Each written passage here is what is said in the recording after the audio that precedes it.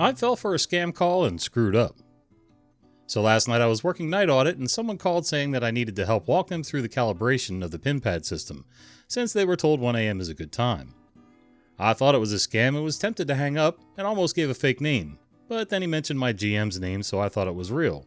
Luckily he didn't have me install anything on the computer, but he walked me through a process that I thought was recalibration, but in reality it was refunding him $6,000. Ouch.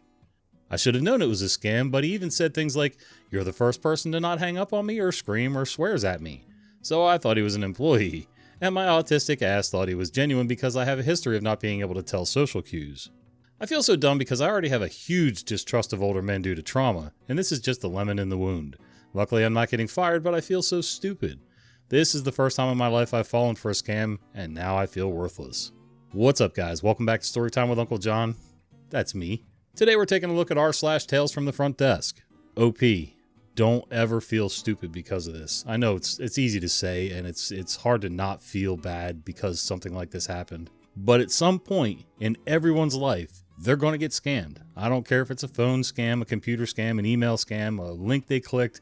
It's just the scammers have gotten so good at pretending to be somebody that they're not, that it's almost impossible to not at least get scammed once in your life. Probably the best thing to do at this point is just learn from the experience and maybe create some, with your GM or your other managers, whoever they are, create some sort of system that helps to alleviate the chances of this happening. You know, there's nothing that's foolproof or totally, going to be 100% accurate at catching people all the time. But, maybe if something like this that's not quite normal comes through, say, do me a favor, give me a callback number and your name.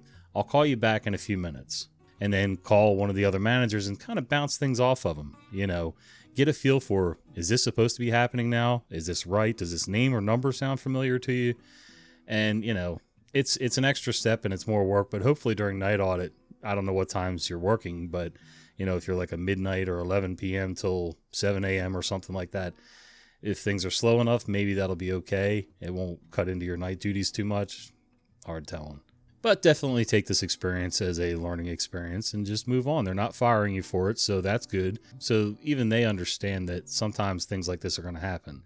Hopefully there's a way for them to recoup the money. If not, there are insurances and other things to help them absorb these costs. And like I always say, people suck. So you kind of got to be on your guard for pretty much everybody. It doesn't mean you got to be, defensive and nasty right out of the gate, but you definitely got to keep your antennas up so that antennae. Anyway, you got to keep them feeler things up so that you can hopefully sense in the future if something similar happens. So anyway,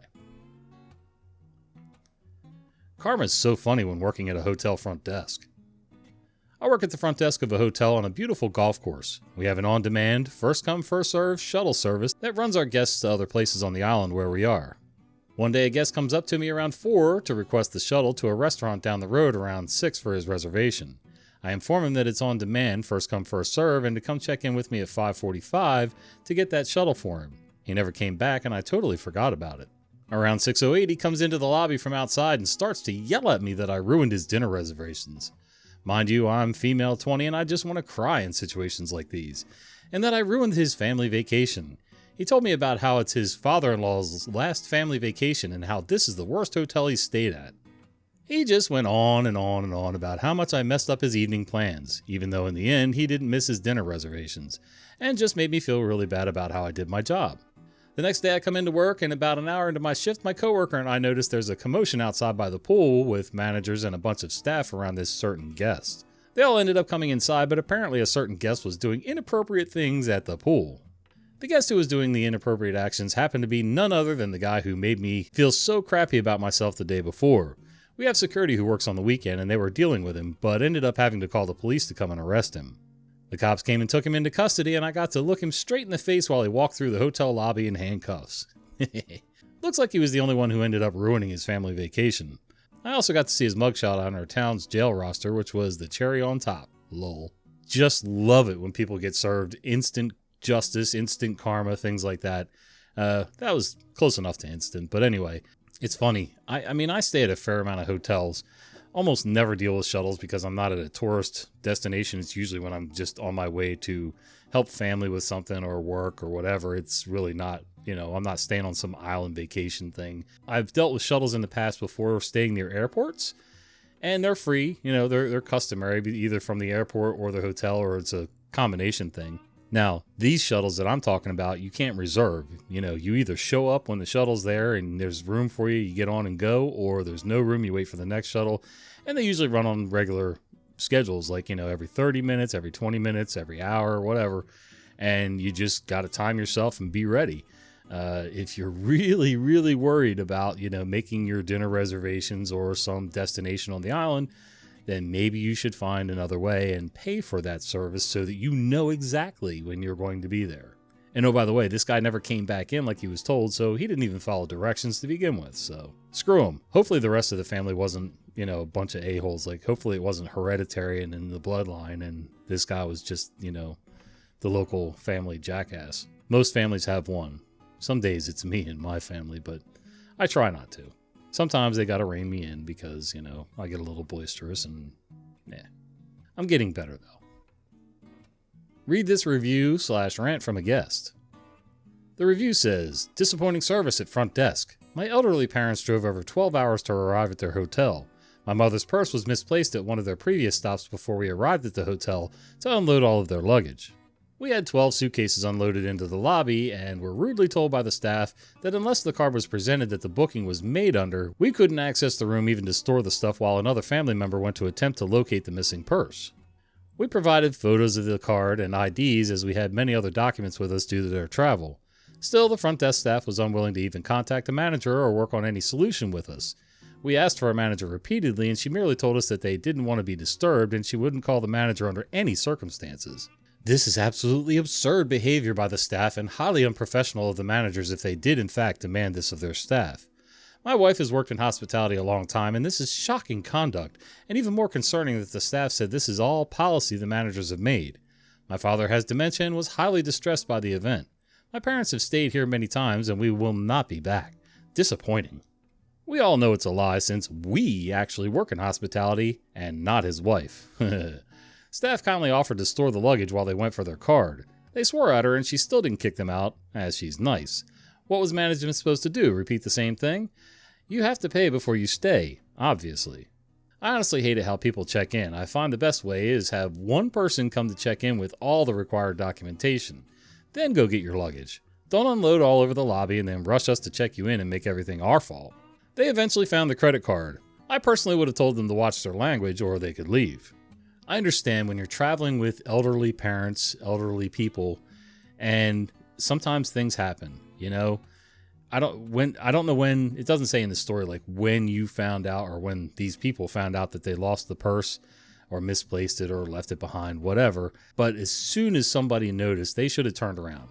You can't check into a hotel. If you've stayed in a hotel once, you have to have your ID, usually your tag numbers, and the credit card that was used to, book the check-in.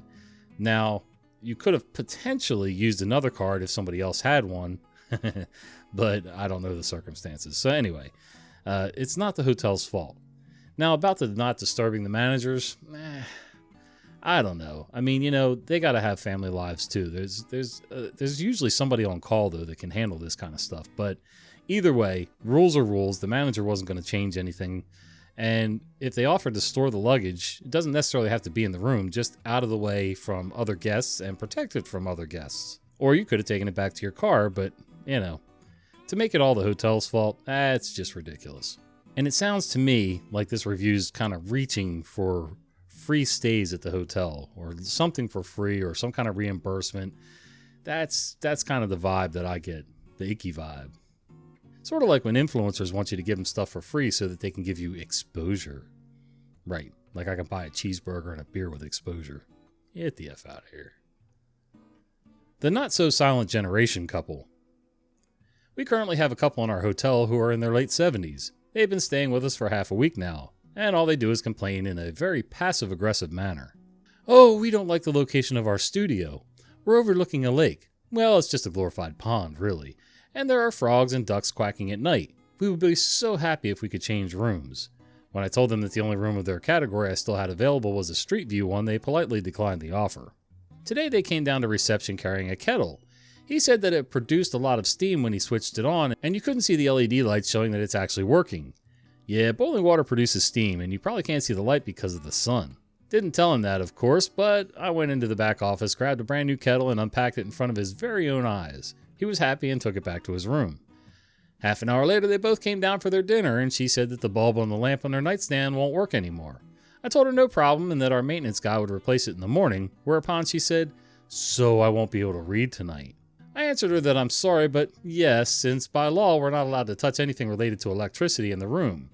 And she asked for a room change, but not to one with a noisy street view. The street is a very quiet side street. But to one of the apartments overlooking the artificial canal because first the broken kettle, which I had replaced immediately, and now the light bulb. I told her that unfortunately there are no vacancies left in that category, upon which she put a growling face on and wandered off. Honestly, who wants a room change because of a broken light bulb? So I got a little confession. We stayed at a less than ideal motel on one of our trips heading south not too long ago. And I should have known better when I booked the room. We were looking for cheap and fast, and we got cheap. That's what we got. We got cheap. The rooms are very out of date, not super clean, not full of bugs, so there's that. But they had these weird lights that were added, like this ceiling fixture over where there should have been a table and there was no table. And you could see all the wire molding running along the wall from an existing receptacle up to a switch, up to the light, and weird retrofitted stuff. So anyway, there was no, like the bedstand lights were way up on the wall and they were bright as all get out, and the only way, there was something about the electricity that I couldn't use the receptacle where these lights were wired to, because the light switch actually worked the power to the receptacle too for my phone charger, laptop, and all that stuff. And I didn't want to sit. I mean, I felt like I was, in there trying to get a tan while using my stuff. So yeah, good old Uncle Jon climbed up on a chair. Luckily didn't break through the chair. And I unscrewed the light bulbs. Both of them. And I forgot to put them back the next day before we left. Usually I put things back. If I rearrange things, I put them back.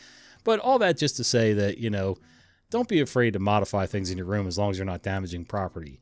I've moved furniture around before, no big deal. Again, if it's not damaged, not a big deal. I've unplugged things like alarm clocks because invariably some jackass will have it set for 5 a.m. when I don't want to get up until 9. So usually I just snatch the plug out of the wall. We all carry cell phones, smartphones, and there's no reason for me to have an alarm clock on the nightstand. Usually we want those plugs for charging our phones and all that stuff. So if a bulb and a lamp and a bedside lamp was, burn out or something like that, I can almost guarantee there's another bulb somewhere around that room that you can steal to put into that lamp. Swap them out so they never even know you touched anything. Some people just need a reason to complain no matter what anyway. And I understand the inconvenience of it, but still, come on guys. There's more to life than just, finding things to complain about. For most of us. Creepy phone call while working overnight. So I work as a night auditor, and this is my second time this has happened at a different hotel. Weirdos call the work phone all hours of the night. So one night I'm chilling and the phone rings. I answer. A guy's on the other line asking questions about the hotel. So I answer. He wanted to know about our amenities, so I was in the middle of explaining it, but his voice started to change. He became sultry? I don't know. Talking in a tone as if he was having sex or something.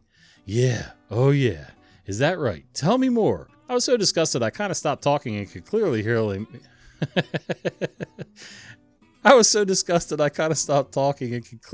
him. Wanking, and he started moaning loud. I hung up immediately. He kept calling. Of course, it was an unknown number, but like I said, this is the second incident I've had like that working overnight. I have millions of stories. You see all kinds of ish working front desk at hotels. I don't know if this would work. If it's late enough at the hotel and you don't have guests around the lobby and things like that. My mom, I remember there was a couple times when I was growing up that she would get creepy phone calls like that. And they'd start talking nasty into the phone and ask her what she was wearing and all kinds of stuff like that. And what she did was she went and bought a whistle. Now, this was before the advent of air horns, and I would not recommend an air horn in a hotel lobby because if you get some old lady looking for a kettle because hers broke, then you just might have a heart attack on your hands. But anyway, a really good whistle blown into the phone receiver. I don't know. A lot of new cell phones may, if the guy's on a cell phone, may dampen that noise, but it might be worth a shot. Blow the whistle. Or, as soon as he starts, just, ignore it and hang up. If he doesn't keep calling back, I mean, you said he called back a bunch of times that night. Not sure what you do at that point. I mean, the hotel could follow through with it and file charges because the police could get a subpoena for the phone company to trace the number, even though it comes up as unknown on your end. But I don't know if it would produce anything because there's so many pieces of hardware these days, even software, where if you're calling from a computer through a Google number or a Text Now number, and you can have this software spoof your number where you're calling from and even block it. I don't know, man. Sometimes there's just not much you can do, but maybe find a way to have fun with it and embarrass him or something like that.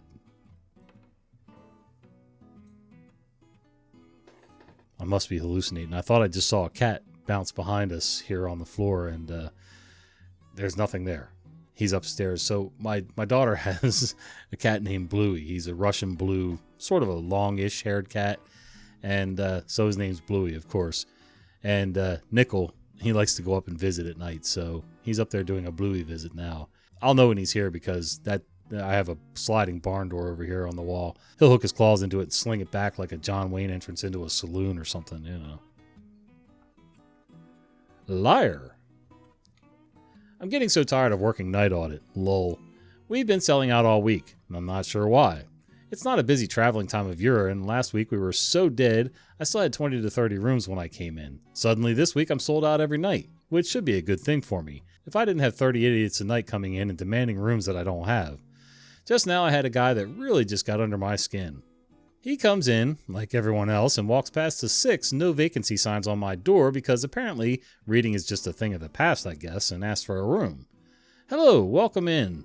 Do you have a reservation tonight? No, I want a room. I'm sorry. Unfortunately, at this time, we're sold out. Liar. Sorry? I said you're a liar. No, sir, we're sold out for tonight. You're an effing liar. I need a room. Unfortunately, we're sold out. There are 6 signs on the door that say that as well, sir. Where? Right on the front door.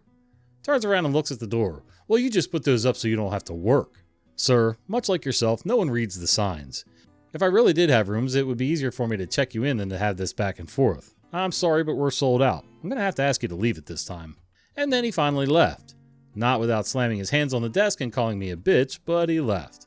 Honestly, sir, yeah, maybe I am a bitch, but he totally started it. Reading is fundamental, kids.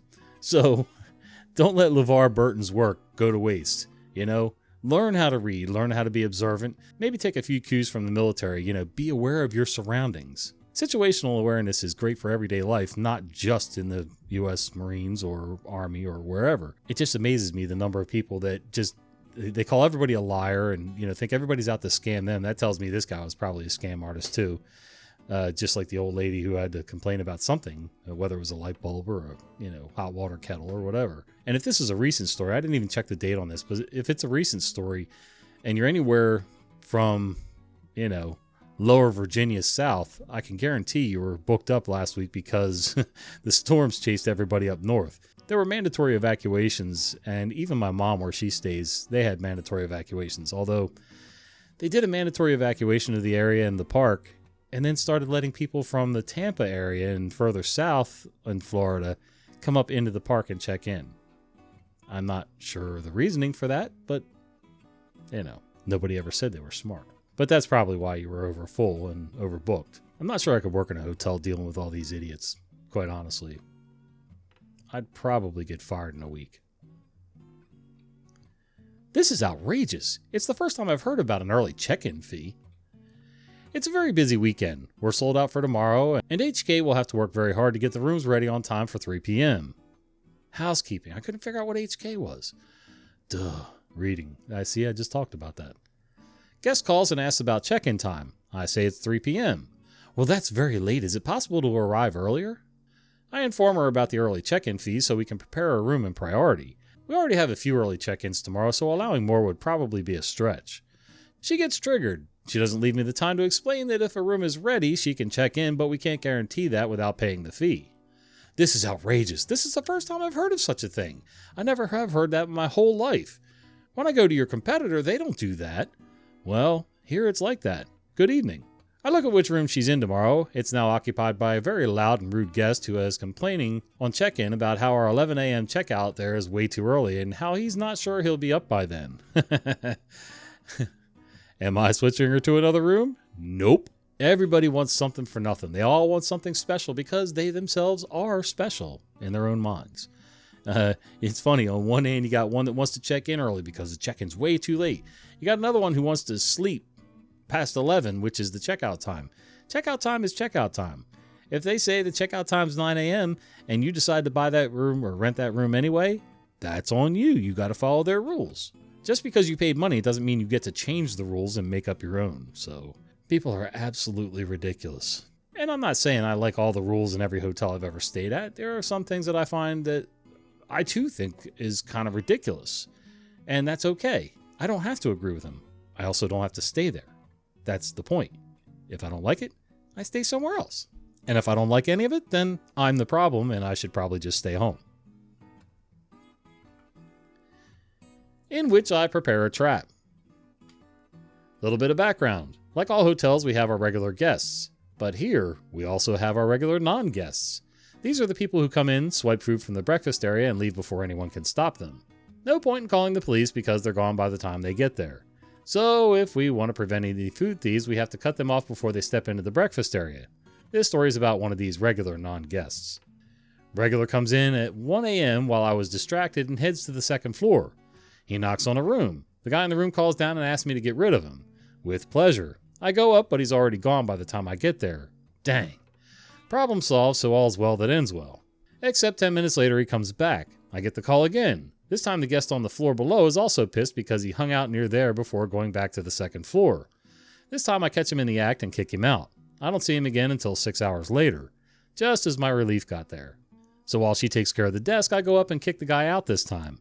I snap a picture of him on my phone. For some reason he leaves his backpack next to the guest's door.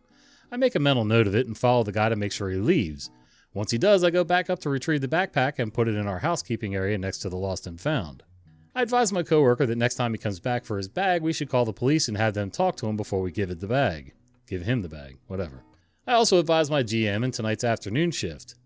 I also left notes before heading home. It's my weekend, so I won't know if my plan works until Sunday evening. I may be a little bolder or maybe a little more nuts than the average person, but I probably would have snatched the guy up as soon as I got to him. Now, if he was evading me, yeah, I would have grabbed the backpack right in front of him and then followed him down and dared him to come get his backpack.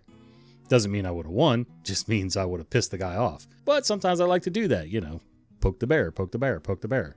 And especially to people that are being assholes or taking advantage of things. There's a lot of hotels I stay at, and I've already said that several times in this video, I'm pretty sure. I try to stay, except for the place with the light bulbs that I had to remove, and yeah, that was a weird experience. But anyway, I try to stay places where, you get the free hot breakfast. Continental breakfast is okay, but, I really don't like Danishes, and well, I do like Danishes, but I can't really drive for 4 hours on nothing but Danish and an orange. I need something with protein, eggs, meat, things like that. I don't even care if I get bread, just eggs and meat, maybe potatoes, maybe.